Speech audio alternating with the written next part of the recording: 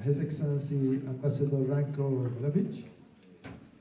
He is born in Zagreb and was educated there as well as in Halifax, Canada, and The Hague, Netherlands. Quite a geography. He began his career as a lawyer in 1980 and is currently married with 2 children. During his long diplomatic career, Mr. Vilovic has been Minister Counselor in the Permanent Mission to the Organization for Security and Cooperation in Europe, United Nations and International Organization Vienna between the years 1998 and 2002. Prior to that, he held the position head of the Department for Peace and Security from 1995 to 1998, head of the Croatian Consulate in Zurich from 1993 to 1995, Counselor of the Croatian Embassy in Bern, Switzerland from 1992 to 1993, and head of the Consular Department, Ministry of Foreign Affairs until 1992. Mr. Vilovic held the title of Deputy Permanent Representative of his country, United Nations Mission. Earlier, he served as head of the United Nations Department between 2004 and 2008, as well as head of the Department for Northern and Western Europe between 2002 and 2004 in the Ministry of Foreign Affairs of Croatia.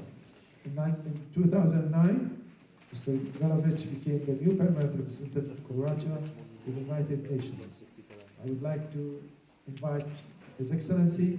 I would like to say that he's also a member of our advisory board of the ICD. Please welcome Mr. Vilovic.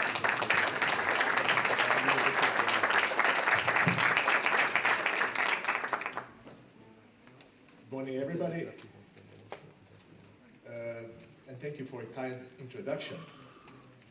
Ladies and gentlemen, I'm extremely pleased to be here again. It's not my first time, and I hope not the last time. The topic we are going to present today and to discuss later on is the protection of human rights while the UN performs its peacekeeping role. I will not go deeply into details about the human rights concepts and the linkages between human rights and cultural diplomacy. I think it's clear and understandable to most of you. And you have had the opportunity to hear it in details in previous presentations. But I will just start by saying UN and human rights. When somebody mentions UN and the role of UN in human rights issues, first of all, you would think of what? Of Geneva-driven processes, of a Human Rights Council, on the Commission on Human Rights that existed for great many years until several years ago. And that is true, that is correct. That is the promotion of human rights in general, in the broadest terms, and as it was said in one of previous presentations, the change of the values in societies, which is extremely important process with the emphasis on the word process. Now, the other thing you may think of UN and human rights is various campaigns to promote principles of human rights and human rights in general. I came directly from New York from the conference on the LGBT protection rights of the LGBT population. We had dignitaries, we had celebrities there, and this is also one of the campaign on the protection of human rights. So you will see it, you will follow it also in media in various aspects. But this is not everything that UN is doing while trying to protect human rights. You know, you would think that Security Council as a core organ, one of the core organs of the UN, has nothing to do with human rights. And that is not true.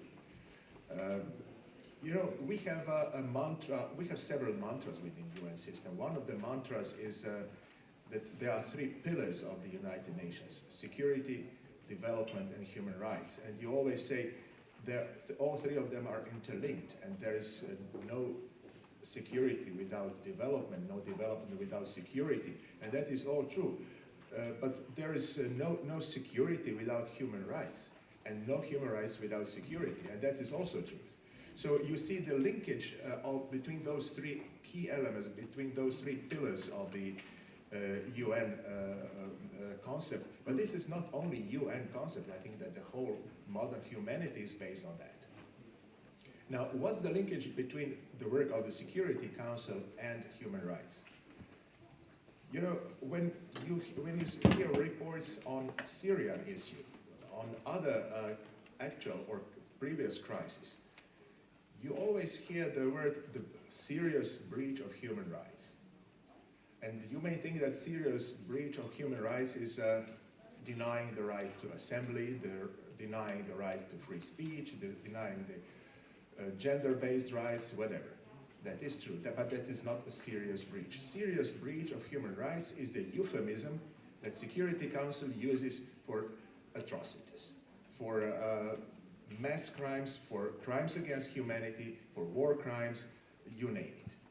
So when you read Security Council documents, or even General Assembly documents, which is a bit softer, you have the notion of a serious breach of human rights. And the latest reports on Syria, I mean, latest, not the last month, but since more than almost 2 years since the problems began there, you always have the definition of serious breach of human rights. In fact, we know what's going on. Now, it is the euphemism that covers war crimes, crimes against humanity, and all other atrocities that happen on the ground, including genocide, including the early stages of genocide. You mentioned very precisely there are various phases and stages of genocide, not only one. Now, here I would like to mention what the United Nations system reaction to these situations might be. Now, we see it as a process, as a continuum. You have several stages and several phases. First of all is prevention. When you see the early warning, early signs of the potential conflict, and conflict is not conflict between two states as it used to be when UN was created in 1945. The nature of conflicts have evaluated very much. The nature of conflicts, most of the conflicts nowadays occur within a state. Take example of Rwanda, take example of some other parts of the world. It is not only and not always conflict between two states. It is not always a regional conflict. More and more it is intra-state process. It is a process between ethnical, national, religious, or whatever communities. Now, you try to prevent it. If you prevent it, nobody knows that you succeeded because the conflict didn't occur. And it is like in household. When the house is tidy, when the food is prepared, when everything is all right, nobody notices. It goes without saying. You see the problem when you come home, there's no... or there's dirt in the corner. Then somebody didn't do its job. It may be me the previous day, but the job was not done. But when everything is fine, okay, that's it. But when it's not done, then you have a conflict. And what can you do as an international community? Peacemaking. What does peacemaking mean? International community does not have troops. United Nations does not have tools to send troops to make peace. Peacemaking can be mediation. And you have a lot of initiatives, particularly this year, Secretary General is, one of his priorities was mediation for this year, and there were a lot of meetings and conferences about it. Diplomacy as such. So various means and measures. And then, you know, every conflict comes to an end, one way or another. And then you put effort in peacekeeping. You get some kind of peace, and then you want to keep this peace. And that's where UN role comes to the surface. It means you try to deploy troops. Of course, you have mechanisms. You have to have a Security Council resolution. You have to establish a peacekeeping operation. Some of them are efficient, some of them are not, some of them are less or more. Now, if you want to have peacekeeping operation, there must be a peace to keep. So you try to be there. And this is also the concept that evolved very much. In the very beginning, you know, since 1948, The role and the mandate of peacekeepers was just to be deployed between the two previously fighting parties, and to try to keep the peace. The mandate has evolved, and it goes much, much, much beyond that. So the role of modern peacekeepers, and you can see their mandates in Security Council resolutions, and it is a very, very interesting concept, how it evolved through years, that more and more tasks and more broadening of the mandate has occurred in past 15, 20 years. So here you have you can see the development of various processes like protection of civilians. It was never a task of anybody. Who is going to protect civilians? Peacekeepers. Now, this is a human rights issue. It is not only protecting the physical threat to civilians, women and children in particular, that is a particular special part of the UN effort, but also protecting human rights. You have, in modern peacekeeping operations, human rights officers who are in charge of human rights issues.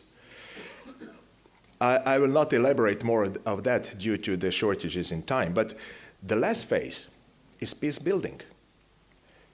If you just keep the peace, and if you don't develop society, if you don't develop economy, if you don't develop social services, if you don't touch upon the root causes of the conflict, you will have the serious chance to see the relapse of the conflict. And that's what occurred in more than 50, I think even more than 60% of peacekeeping operations in past half a century. Now you have to develop peacekeeping concept, which means structuring the needs of the society and match them with the efforts of international community, primarily financial efforts, to build society, to build state capacities, to build administrative capacities, security sector reform, police, judiciary, you name it, military, of course, to defend and protect their own population, to demobilize, to reintegrate those former combatants into society, but primarily education. Education of youngsters, employment, youth employment primarily. These are all elements that are aimed to preventing of the relapse of the society into new conflicts.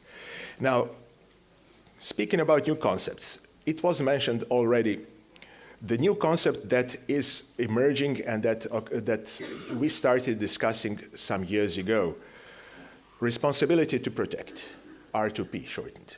What does that mean? It means that international community faced, of course, many challenges, but two of them were tragic. Rwanda and Bosnia and Herzegovina. 94, 95, when we were not able as an international community to prevent genocide. I hate using this word genocide too often when it is not justified. We should be very, very careful when using this word not to have the devaluation of this notion, because if we say for every mass atrocities, mass crime that it is a genocide, we will have a devaluation of this expression. So we should stick to the convention so far and try to expand the legal framework maybe in the future. But obviously in Rwanda and in Bosnia and Herzegovina, genocide occurred very clearly, and nobody reacted on time. It could have been prevented in both cases. It was a failure of UN, a failure of international community, and failure of particularly in specific countries. Now, the reaction was, we must create mechanism that would help us as a tool to prevent such things to occur. And that is the concept of responsibility to protect. You have clear signals that a certain country, regime, government is not able to protect its own citizens. So they have the responsibility to protect them, be it against terrorists, extremists, whatever. Or the country itself is not willing to do something. Or maybe they are willing, but they don't have capacities. So somebody has to jump in and to help. they cannot perform the responsibility to protect, so somebody from outside should help them. This concept is in its early phases, in its early stage. I will just mention for your record the Brahimi report in 1998, which was a crucial document. It is still valid, 99, I think. So try to read it. It is a very well-structured document. There's a lot of opposition to this concept. Some countries, including some permanent members of Security Council, say responsibility to protect. It sounds good, it's fine. But who is the one to decide, listen, this government or this country does not fulfill it? We shall intervene, we shall try to make a coalition to intervene. There is a lot of room for abusement, and that is true. But compare chances to abuse it and, on one side and chances to protect people on the other side. I think that the need to prevent and to prevent atrocities and crimes prevails. Now, in trying to soften this concept, which is still at this early stage, we have a new concept emerging, being promoted in Security Council through and in General Assembly by some countries, saying, okay, responsibility to protect is a fine concept as such, but we need something else. We need RWP, and that is responsibility while protecting, which means that the peacekeepers, be it UN or some other structures, have the responsibility while they perform their duties to protect civilian population or countries or the structures. And this is a completely new concept which is in statu nascendi. It is being created, and we will have to work to structure it and to develop it and to see how it can fit with the responsibility to protect and the responsibility while protecting. I don't see it as two opposite processes. I think they can work, they can go hand in hand. But it's very early stage, and you are young enough that you will have a lot of opportunity to follow it and to see how it will be developing and where it will lead us to. Human rights protection in peacekeeping operations, and that's my last point. Of course, the mandates, and we have the whole movement of revision of mandates of peacekeeping operations. Some of them are outdated. We try to integrate more and more duties to the peacekeepers, including protection of human rights and many others. If you see the resolutions on the peacekeeping operations early 90s, and if you see them now, 20 years later, you will see the big difference. Now, a human rights component is extremely important one. You usually have human rights officers who is in charge not only to act theoretically, but also to connect with the parts of the government and the parts of society sometimes. And you have all this range of non-governmental organizations which try to promote civil society in those very, very fragile states and fragile societies. So it goes hand in hand. Human rights protection is a process which goes beyond the UN, which goes beyond Geneva, which goes beyond peacekeeping officers in the missions. It is the common endeavor, and I'm quite sure that some of you sitting here today will be engaged in it one way or another throughout your career. Thank you.